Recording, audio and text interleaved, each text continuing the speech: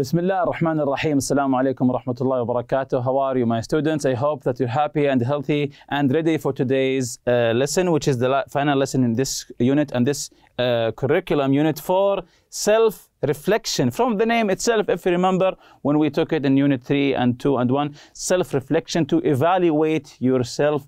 In this unit, of course, to self-reflect upon yourself, to give yourself feedback about this unit, which is really important to know about your weaknesses, your points of weaknesses, and your strengths in this unit. But before you do that, open your workbook, page 119, exercise L. Complete the online blog about ethics and technology. Use the verb in the parenthesis and future progressive or future perfect tense. So let's read it quickly now. The technology is ready now, but are we ready for it? Technology has completely changed. Just to make you read with me, technology has completely changed the way we live and work, and it will continue to do so in the future. According to a market forecast, 5 years from now, e-learning will have reached. This is future perfect, of course, because here it says 5 years from now, e-learning will have reached a volume of nearly $6 billion in the highest buying markets. This amount will be spent on packaged content, development services, learning platforms, tool hosting services, authoring software, and platform installation. Higher education become the largest buyer by the end of the forecast period. Remember, when you have two events, we choose the future perfect. So how do we answer this one? Using the future perfect. Yes, will have, become, will have, and the perfect form of the verb, become. The largest buyer by the end, this is the second event here, by the end of the forecast period. More than 3 million students in the US attend virtual schools. So, do we have two events, or we're talking about an action that will be in progress, continuous in the future? Yes, so we use the, of course, future progressive. Will be attending virtual schools, and more corporations use e-learning platforms for meetings and training sessions. So, and more corporations, it's the same thing. We're talking about the future. Will be using e-learning platforms for meetings and training sessions. Moreover, rapid developments in robotics and AI, artificial intelligence, will mean that soon we will all be able to study or work remotely from the comforts of our home. We will send our robot to school or to the office instead. By 2025, it's quite possible that some households will own a robot to carry out porter-style tasks, such as delivering and carrying packages. By 2030, experts believe that robotics and the verb develop. And remember, here we have by 2030, so we have two events. Yes, very good. So now we choose the future perfect. Will have developed so significantly that smart robots will be capable of performing autonomously and make common sense decisions. By 2050, some scientists believe that smart robots and the verb is reach. So it's the same as this one. So, yes, will have reached. It's the same thing, future perfect. Will have reached such a high level of intelligence that they will be able to provide emotional care and companionship to the elderly and sick. So the robots will develop emotions. So is this good or bad? It's according to your own view of this matter. Exercise M, page 119. Answer the questions about the text. So about the text that we just have answered. What will have happened by the year 2025? If you go back to the text, what will have happened by the year 2025. So this is future perfect in the question form. What will have happened by 2025? Go back to the text. Read it carefully again. So let's check the answer now. What will have happened by 2025? And also the second question, would you buy a smart robot? Why or why not? So of course this is according to your own opinion. So going back to question 1, what will have happened by 2025? So by 2025, it's quite possible that some households will own a robot to carry out porter-style tasks, such as delivering and carrying packages. By 2025, it's quite possible that some households will own a robot to carry out porter-style tasks, such as delivering and carrying packages. Would you buy a smart robot? Why or why not? Of course, the year 2025 is not far from now. It's almost 2 years or maybe even less. So are you excited about getting a new robot that will do some chores for you, some tasks for you? Are you excited? Or some people are afraid of the idea that robots are being intelligent, having emotions, having feelings. So what do you think about this issue here? Would you buy a smart robot? Why? If you say yes, why? If you say no, why not? So you can answer this one, of course, by yourself. I said, of course, yes, of course, to make my life much more comfortable and easier. Of course, if I buy a smart robot, this will make me comfortable and, of course, make my life easier because he will be doing my chores for me as I program him, of course. Or I program it because it is a robot. So would you buy a smart robot? Yes, of course, to make my life much more comfortable and easier. Exercise N, complete the conversation using the correct form of used to, be used to, would, was, were, going to. So complete the conversation using the correct form of used to, be used to, would, was, were, going to. So this is a conversation between Tom and Jim. Let's read it and fill the gaps here. Tom, can I talk to you about a problem I'm struggling with? Jim here. Sure, what's going on? Tom, my brother isn't doing very well in his history class. He be really hard-working student. So, my brother isn't doing very well in his history class. He, number one here, the verb is be, a really hard-working student. So, how do we answer this one? And remember the correct form. If you want to use used to or be used to, would, and so on. He be a really hard-working student. So this is an easy one. Yes, he used to be. So he used to be. It means that he was in the past, but he isn't now. He used to be a really hard-working student, and he always listened to the teacher.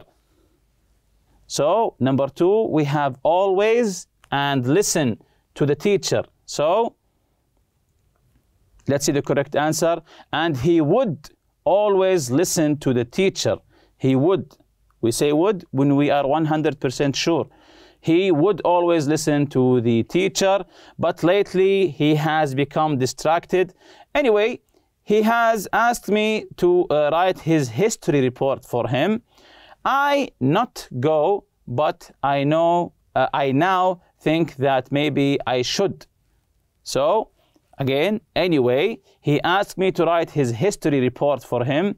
I not go, but I now think that maybe I should. So, number 3, let's see the correct answer here. I wasn't going to. I wasn't, this is not here, negative, going to, go became going to. I wasn't going to because he asked him to write his history report for him. I wasn't going to, but now I think that maybe I should.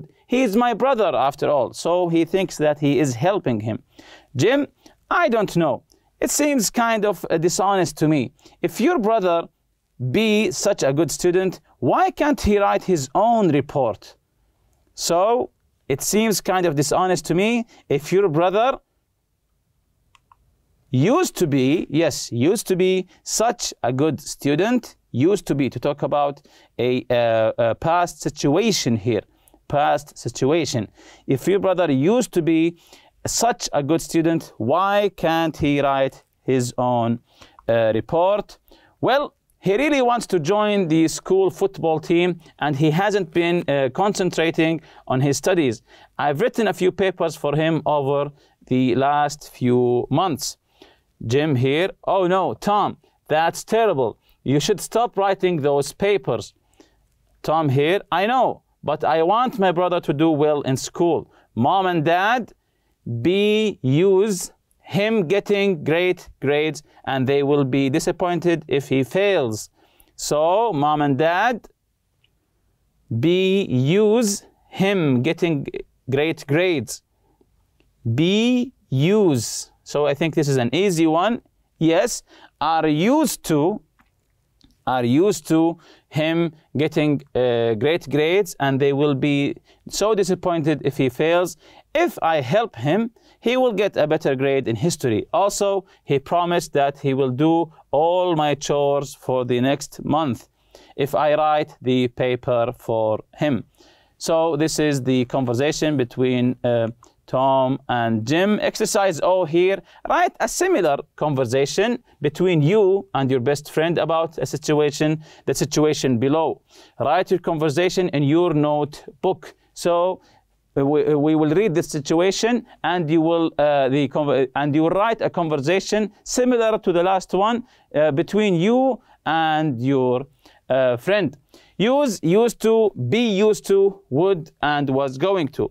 So you are a writer for your school newspaper. You're working on an article about a local water pollution problem. You think that the pollution is from a factory that dumps chemicals into the river, but you aren't 100% sure. The pollution might not come from this factory. Some people are organizing a protest march in front of the factory. They want you to support them and to write a story about how bad the situation is. What will you do? Will you go with them? But you're not 100% sure. So in this situation, read it carefully. Try to have a conversation with your friend. Of course, use what we have learned. Used to, be used to, would, and was going to. And if you remember the project that we took previously, gather information about new groundbreaking methods of treatment and procedures used in Saudi Arabia. Then I asked you to make notes here about the groundbreaking procedure, target condition, the patients, the description, the origin of the treatment, the equipment used, and so on. So jumping to today's lesson, write your feedback and self-reflection, to write your feedback and self-reflection. Things that I liked about Unit 4. What did you like about Unit 4? Maybe some lessons, maybe the theme. What would you do if you were in someone else's shoes? Hypothetical. Of course, this question is hypothetical. So, what did you like about Unit 4? Things that I didn't like very much. Things that you didn't like very much about this unit. Things that I found easy in Unit 4. Maybe some of the vocabulary, maybe the conversation or the listening part about the rescuers in the mountain, and so on. Things that I found difficult in Unit 4. This is a really important one. What was difficult for you in Unit 4? What was difficult? So you write them here, and then you ask your teacher or your colleagues to help you and maybe revisit these lessons and try to understand them well, so they won't be difficult once you try to answer questions about them in the exam. Here's a checklist for Unit 4. If you remember, I can do this very well. I can do this quite well. I need to study and practice more. Talk about ethics and morals and moral dilemmas. To talk about ethics and morals, if you remember, a dilemma is a situation which is a difficult choice that has to be made between two or more alternatives, especially ones that are equally undesirable. And the word moral and ethical are related to ideas of right and wrong behavior. Actions that are good or right called moral or ethical. Bad actions might be called immoral or unethical. And also giving opinions. If you remember from the conversation, how to give your opinion. These sentences or these phrases will help you. In my opinion, I feel or I believe, as far as I'm concerned, the way I see it, it seems to me that I would think or say that. Present hypothetical conditionals versus past hypothetical conditionals. If you remember this lesson from the grammar, the present hypothetical conditionals talk about imaginary situation. The simple past tense is used in the if clause. Would, could, or might is used in the result clause. So we have two clauses, the if clause here and the result clause. The if clause, we used the past tense. If you asked me my opinion, but of course you didn't ask me. That's why we said it's imaginary. I would tell you the truth. And we use the past hypothetical conditional to talk about things that did not happen. Things that didn't happen in the past. They're often used to express regret or criticism. And of course, we use the past perfect in the if clause and would have, could have, or might have in the result clause. If I had tutored him, he might have passed the test. Did I tutor him? No, of course. That's why we call it imaginary. We use also the use of implied conditionals. If you remember the implied conditionals here, that we don't have to say or to utter the if clause, and the use of as if, as though for unreal situation. If you remember here, we use as if and as though plus past or past perfect to suggest that something is unreal or untrue. He talks as if he were an expert. Is he an expert? No, but he talks like it. He talks as if he were an expert. And we also use the future progressive and future perfect. If you remember from the form, meaning, and function, the future progressive, this is the form, will, be, and present participle, of course with ing, to talk about continuous actions in the future, actions in progress in the future. And the future perfect, that we have two events. A future perfect is used to express idea that an action will be completed before another action or another event in the future, or before another specific time in the future also. So, and the form here is will have plus the past participle. By this time tomorrow, we will have had a medical test result back. Also use the time expressions of the future. If you remember the time expressions, a week from today, by the year 2025, by the time, and so on. Also use used to versus be used to. Used to talk about a past habit that it doesn't happen now. Used to plus the base form. For example, you say, I used to bite my nails, to talk about a past habit or a past situation. I used to be rich, and so on. And be used to, if you remember, be used to plus the gerund is used to talk about something that is becoming familiar in the present. Was, were, and going to, if you remember this lesson, they talk about the future in the past. Was, were, going to, then the base form. I was going to help him. I'm talking about a future plan that I made in the past, but of course didn't happen. I was going to help him, I was going to pay, and so on. Then write your 5 favorite new words from Unit 4. And if you're still not sure about something in Unit 4, read through the unit again, listen to the audio material, study the grammar and functions in the unit again, and remember always to ask your teacher for help. And with that, we reach the end of this lesson and this unit. See you in the next lesson, إن شاء الله. سبحانك اللهم وبحمدك. أشهد أن لا إله إلا أنت أستغفرك وأتوب إليك. السلام عليكم.